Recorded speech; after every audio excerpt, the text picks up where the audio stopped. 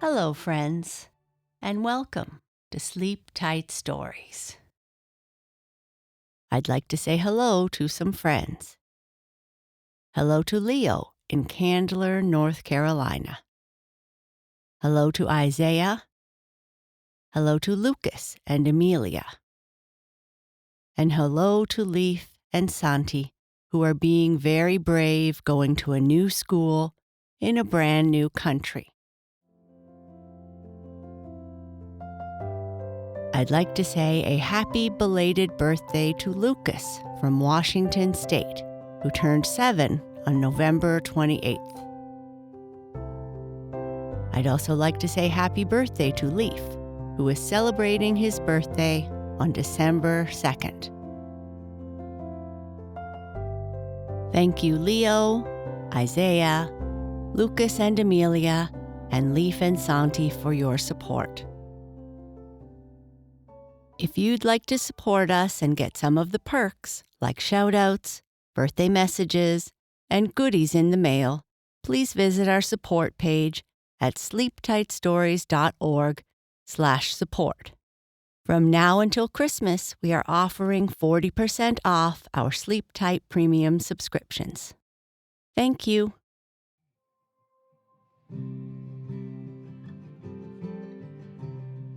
In this story, Toto and Don talk about food and men that are camping in the woods. Toto helps Don to find cover when they hear the thumping sound of the beaver's tail. And Toto explains why beavers make this sound. Don is very happy he listened to Toto and hid when a tree comes crashing down next to them.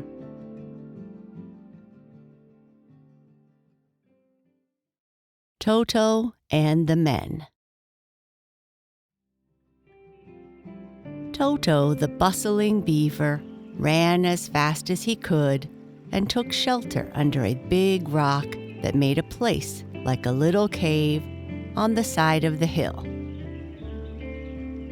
"What's the matter?" asked Don the dog. "Are you afraid because I told you about the men?" "Oh no," answered Toto. "But didn't you hear that thumping sound just now?" "Yes, I heard it," answered Don. "What was it? Somebody beating a carpet?" "I don't know what a carpet is," replied Toto. "We don't have any at our house. But whatever it is, it wasn't that." The noise you heard was one of my beaver friends thumping his tail on the ground. "Oh, you mean wagging his tail," barked Don. "Well, I do that myself when I feel glad. I guess one of your beaver friends must be glad." "No, it isn't that," went Toto. "Whenever any one of the beavers thumps his tail on the ground, it means there's danger around, and all of us who hear it run and hide. You better come under this rock with me, then you'll be out of danger." Once more, the thumping sound echoed through the woods. "Better come under here with me," advised Toto. "Well, I guess I will," barked Don. No sooner was he under the big rock with Toto than all of a sudden there was a loud crash, and a great tree fell almost on the place in the woods where Toto and Don had been standing talking. "My goodness," barked Don, speaking as dogs do. "It's a good thing we were under this rock, Toto, or else that tree would have fallen on us. Did you know it was going to fall?" "Well, no, not exactly. My brother and I have been practicing gnawing a tree this morning, but ours isn't cut down yet. My father is going to finish cutting it and show Sniffy and me how it is done. But he promised not to cut it all the way through until I got back. So I don't believe it was our tree that fell." "Is it all right for us to come out now?" asked Don. Though he was older than the beaver boy, he felt that perhaps Toto knew more about the woods, especially when tree cutting was going on. Toto sat up on his tail under the big rock and listened with his little ears.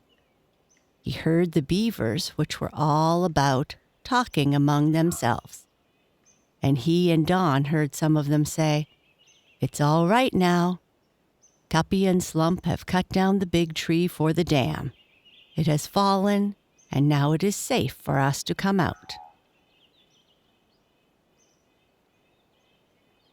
The dog and the little beaver came out from under the overhanging rock, and Don noticed the pieces of bark Toto had stripped off.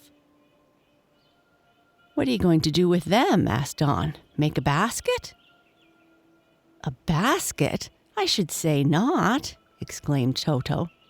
"I'm going to eat some and take the rest to my father and brother. They are farther back in the woods cutting down a tree. Don't you like bark?" "Bark? I should say not," laughed Don in a barking manner. "I like bones to gnaw, but not bark. Though I bark with my mouth. That is a different kind, though.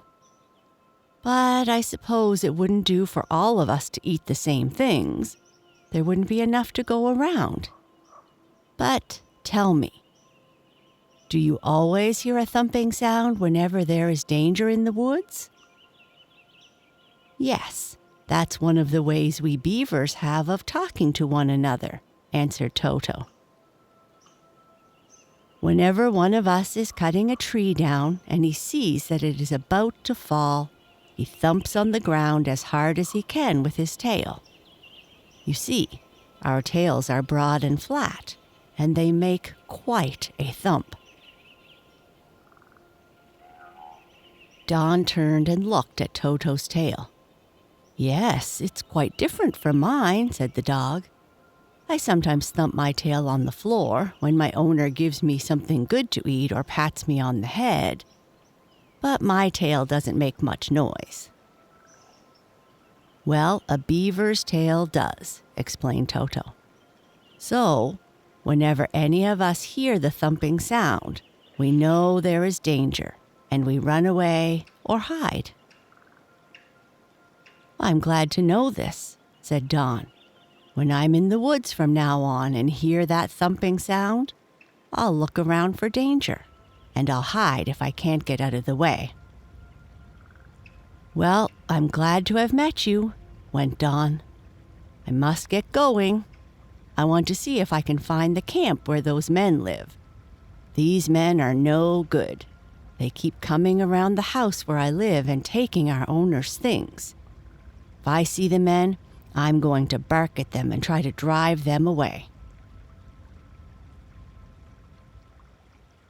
Then he trotted on through the woods, and Toto, after eating a little more bark, gathered some up in his paws, and walking on his hind legs, brought it to where his father and Sniffy were waiting for him. "Here's Toto," said Sniffy. "Where have you been?" asked Mr. Beaver.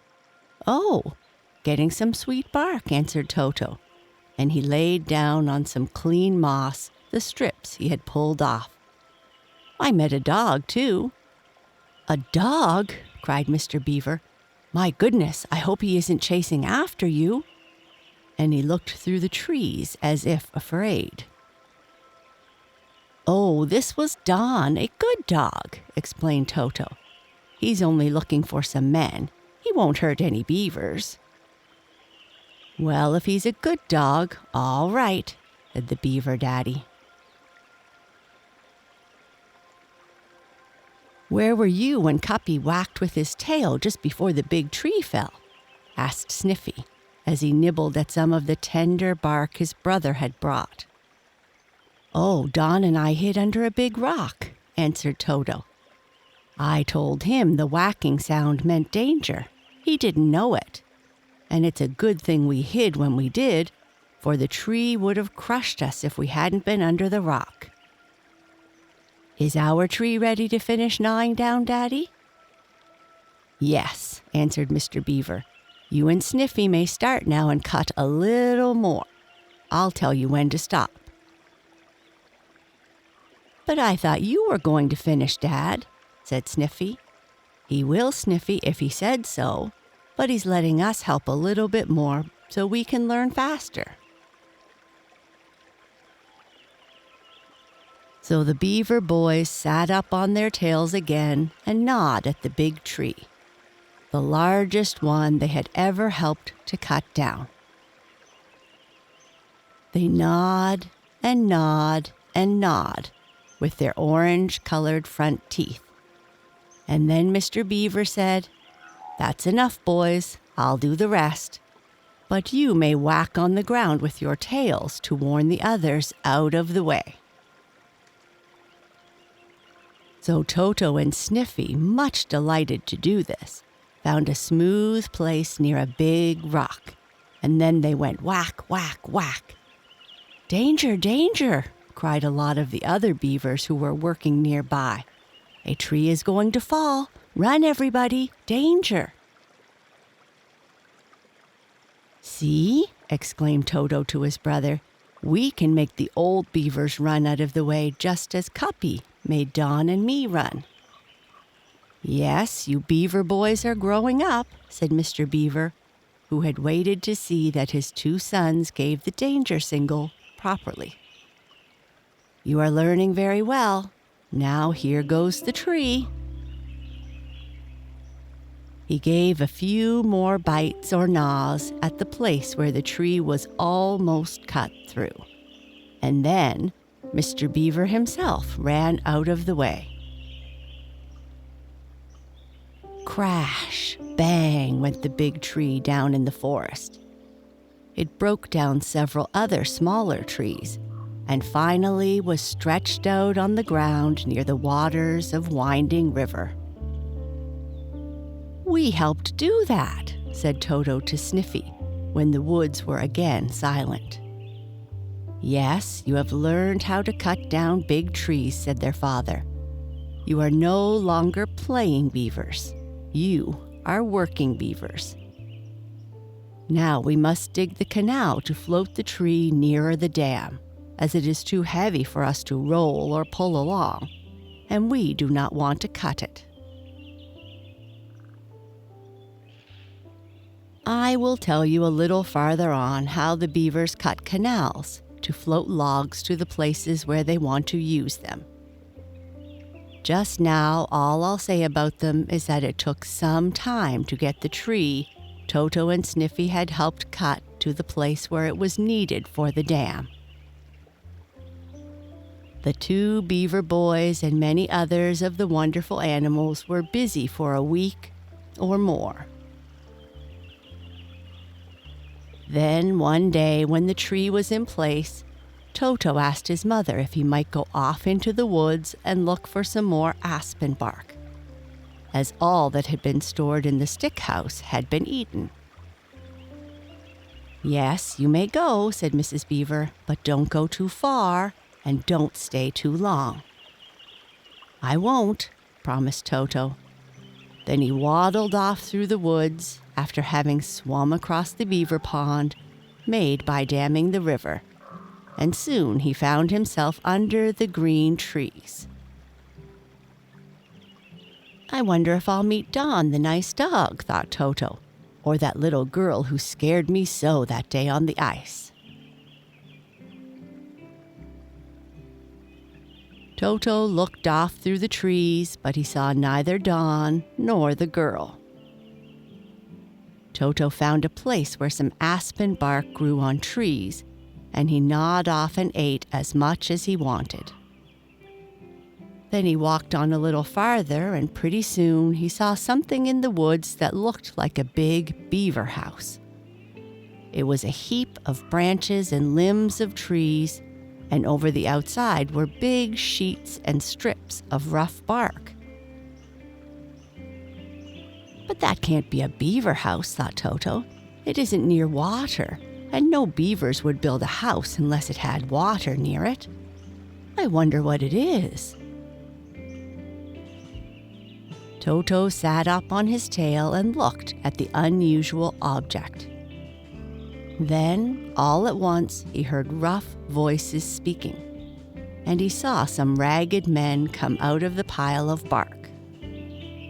One or two of them had tin cans in their hands, and another was holding a pan over a fire that blazed on a flat rock. "Oh, I know who they are," said Toto to himself. "These must be the men Don was looking for. This is their camp. I found those bad men. I wish I could find Don to tell him."